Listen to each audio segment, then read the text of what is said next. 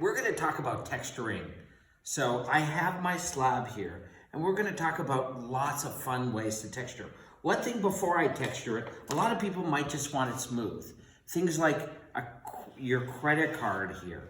This is a great way, a ruler, of smoothing the clay. So let's start with the opposite. I'm going to get this beautiful and smooth just by going back and forth. This removes a lot of texture from things you may put on it.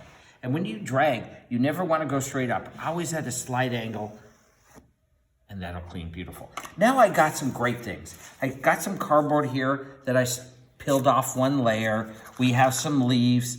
We have some things that you could find in nature in the backyard. I have some textured mats that you might have, a sink mat, and just stuff that you might have either in your collection, stamps, rollers,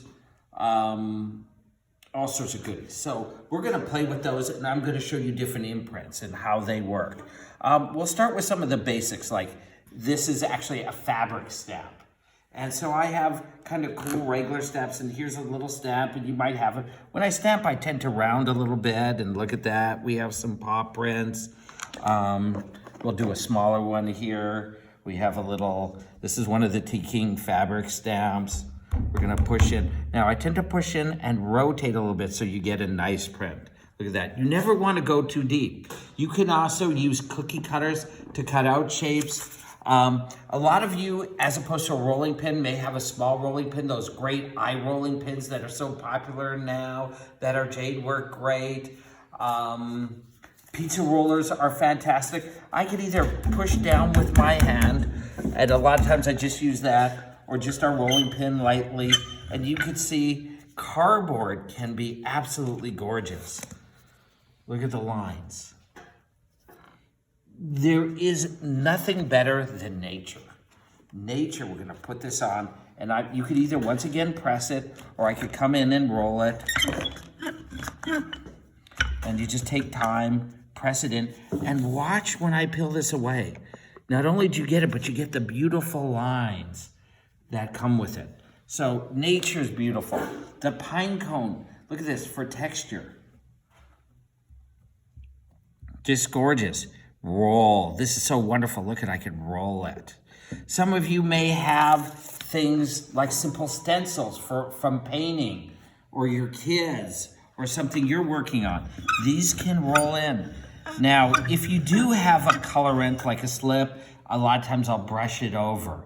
For this, for homeschooling and tabletop ceramics, you just peel, and it's hard to see, but it is in there. And the more you press, the more you'll get.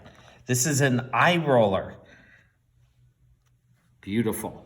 Then I talk about mats. This is a little more complicated. Some of you have things like this. It's like a sink mat. Different textures that you may find around the house will do the same thing. And that's the same thing. I'm gonna lay this one down, and I can either use my hand and press it in, or once again, get a roller and roll it. And I kind of use a little bit of both. So you wanna find different things and experiment that you think will make great texture. I've seen people, students and artists stamp with their favorite rings. Watch this, this is beautiful. And we got wood. And by the way, tree bark from your tree will do something similar. So there's all sorts of wonderful things. Get creative, use your imagination, search your house, search behind your house, go look at trees and flowers, and experiment, explore, and have fun.